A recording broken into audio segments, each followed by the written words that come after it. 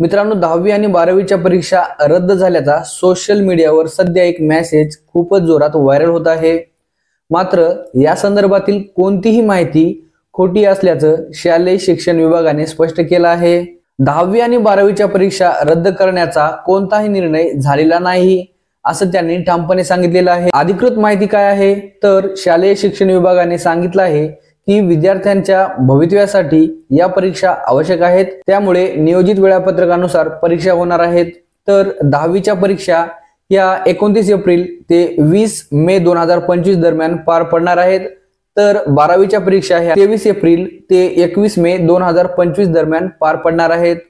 या परीक्षा राज्यातील पुणे, नागपूर, औरंगाबाद, मुंबई, कोल्हापूर, अमरावती, नाशिक, लातूर आणि कोकण या 9 विभागीय मंडळामार्फत आयोजित केल्या जातील। तर व्हायरल मेसेजचं सत्य काय आहे? सध्या सोशल मीडियावर 10वीच्या परीक्षा रद्द होणार असल्याचा दावा करणारा एक मेसेज फिरत आहे। मात्र या मेसेजमध्ये कोणताही आधार नसल्याचे स्पष्ट झालं आहे। सरकारने कोणताही निर्णय घेतल्यास तो अधिकृतरित्या जाहीर केला जातो। सध्या तरी सरकारकडून परीक्षा रद्द करण्याचा अधिकृत जाहिरात आलेली नाही, त्यामुळे विद्यार्थ्यांसाठी एक महत्त्वाची सूचना आहे। परीक्षा होणार नाही अशा कोणत्याही अफवांना बळी न पडता अभ्यासावर लक्ष केंद्रित करा। प्रश्नपत्रिकेची तयारी आणि वेळापत्रकानुसार अभ्यास सुरू ठेवा। तर आता या अफवा कोणत्या कारणामुळे चालू झाल्या आहेत तर HMPV व्हायरस हा व्हायरस सध्या चर्चेमध्ये आहे।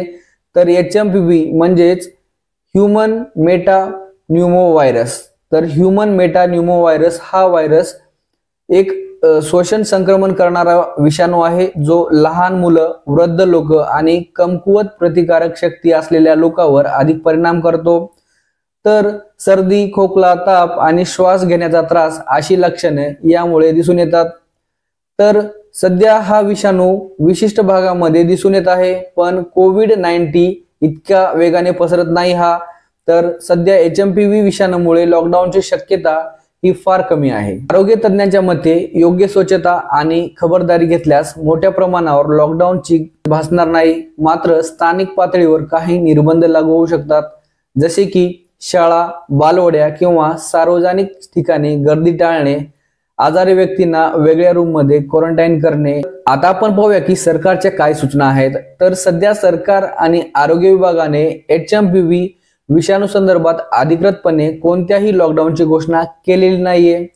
मात्र संसर्गाचे प्रमाण वाढल्यास काही काळजीविषयक उपाययोजना जाहीर केल्या जाऊ शकतात। आता आपल्याला कोणकोणत्या गोष्टीची काळजी घेतली पाहिजे?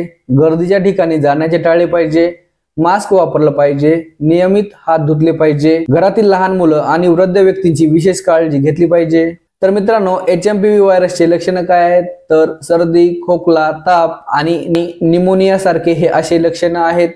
तर यावर काही उपाय आहे का तर सध्या तरी यावर काही उपाय नाही। मित्रांनो, सध्या HMPV विषाणूमुळे लॉकडाऊनची गरज तर नाहीये, पण आपण सर्वांनी खबरदारी घेतली तर भविष्यात अशा निर्बंधांची गरज भासणार नाहीये।